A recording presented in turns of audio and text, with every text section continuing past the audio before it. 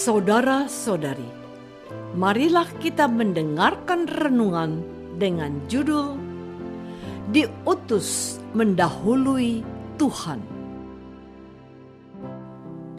yang berdasarkan pada Injil Lukas bab 10 ayat 1. Kemudian daripada itu Tuhan menunjuk 70 murid yang lain, lalu mengutus mereka berdua-dua mendahuluinya ke setiap kota dan tempat yang hendak dikunjunginya. Dalam nama Bapa dan Putra dan Roh Kudus. Amin. Saudara-saudari terkasih dalam nama Tuhan Yesus Kristus, Tuhan Yesus tidak hanya didampingi oleh 12 muridnya saja, melainkan masih ada pengikut yang lain. Ada juga perempuan-perempuan yang melayani mereka. Hari ini kita mendengar Tuhan Yesus mengutus sebanyak 70 orang lain untuk mendahului kunjungannya segera ke kota-kota lain. Mereka diutus berdua-dua agar mereka mempunyai teman bicara dan rekan diskusi selama perutusan.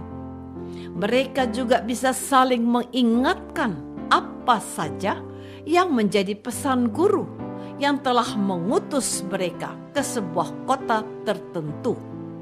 Menarik bahwa yang menjadi alasan Yesus mengutus banyak murid lain adalah banyak orang yang mulai tertarik pada pewartaan dan pelayanan Tuhan Yesus. Katanya, tuaian memang banyak, tetapi pekerja sedikit. Dan beliau juga meminta kepada mereka untuk berdoa agar misi perutusan mereka berhasil, yaitu dengan memohon kepada Allah untuk menyediakan pekerja yang lebih banyak lagi. Karena itu, mintalah kepada Tuhan yang empunya tuaian, supaya Ia mengirimkan pekerja-pekerja untuk tuaian itu.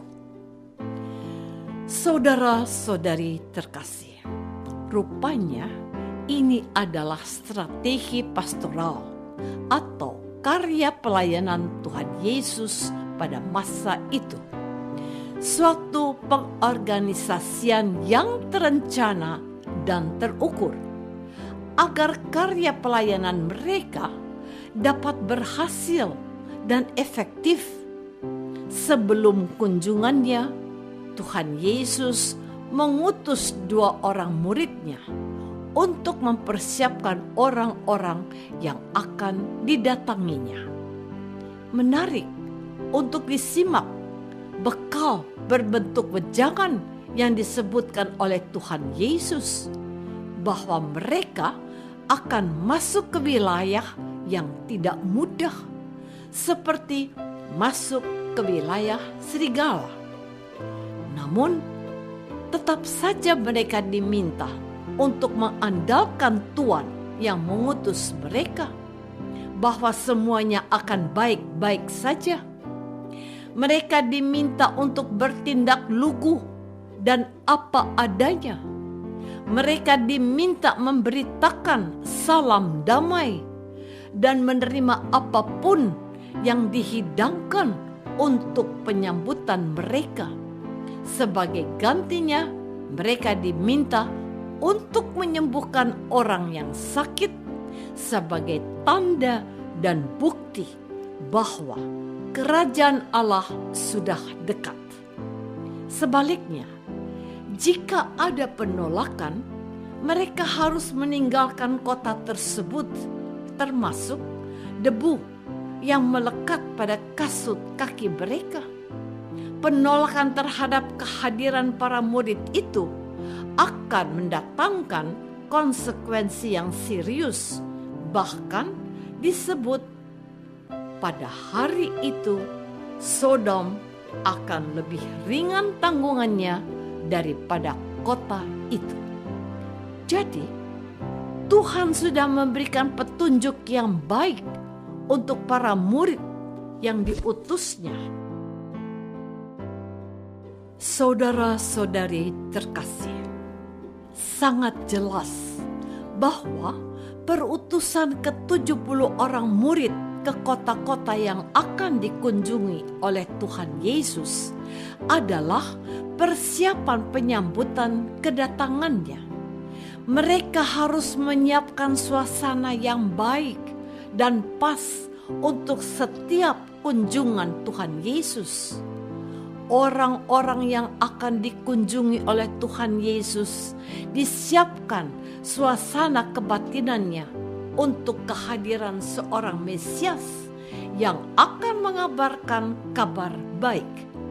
Mereka itu dituntut untuk tidak bertindak arogan, melainkan melayani dan selalu tetap rendah hati.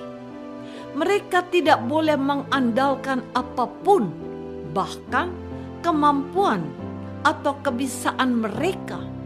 Mereka harus mengandalkan Tuhan yang telah mengutus mereka ke kota-kota di mana mereka diutus. Mereka tidak boleh takut di tempat baru itu. Suasananya tidak mudah, bahkan seperti memasuki lingkungan berbahaya, yaitu ke kandang serigala. Sehingga mereka harus siap jika terjadi penolakan oleh mereka yang didatanginya.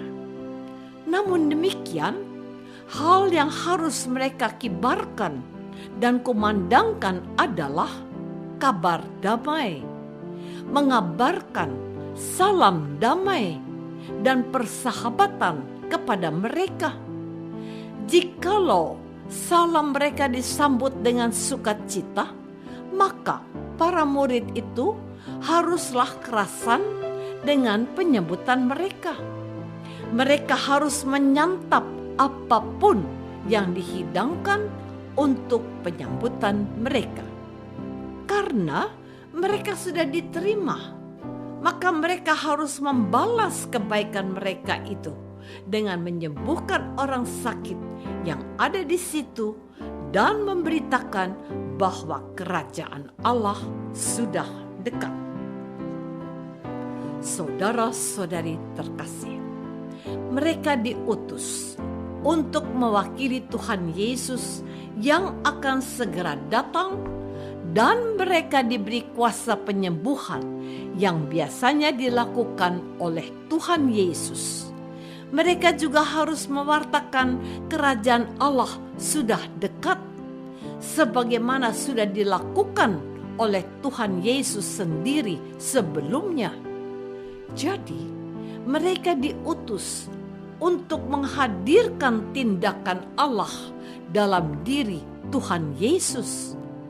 Mereka sekarang tidak hanya menyaksikan bagaimana Tuhan Yesus menyembuhkan orang sakit, melainkan mereka sendiri menyembuhkan orang sakit dalam nama Tuhan Yesus. Pewartaan ini tentu saja menjadi penguatan iman para pengikut Tuhan Yesus yang mendengarkan firman-Nya ini. Jemaat perdana yang juga diutus untuk melanjutkan karya penebusan Tuhan Yesus dengan mujizat penyembuhannya itu disadarkan untuk ambil bagian dalam karya Tuhan Yesus. Mereka juga harus yakin kalau mereka juga diberi kuasa untuk bisa menyembuhkan seperti Yesus, sehingga akan lebih banyak orang yang akan percaya dan menerima Tuhan Yesus sebagai juru selamat mereka. Mereka diingatkan pada firman Tuhan Yesus ini.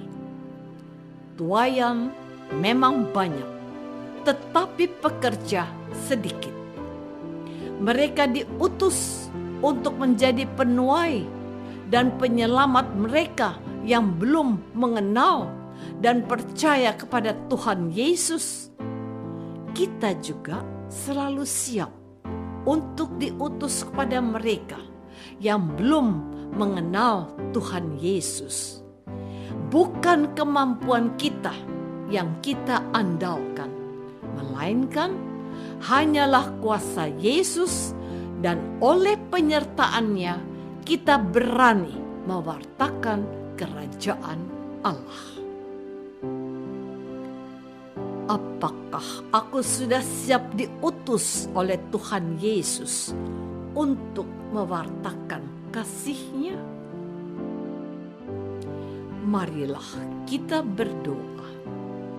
Bapa yang Maha Baik, utuslah kami untuk mewartakan kabar baik yang menyembuhkan dan menyelamatkan. Ajarilah kami untuk mengandalkan Engkau saja dalam perutusan. Demi Kristus, Tuhan dan pengantara kami. Amin. Semoga kita semua selalu dinaungi dan dibimbing oleh berkat Allah yang Maha Kuasa, Bapa dan Putra dan Roh Kudus. Amin.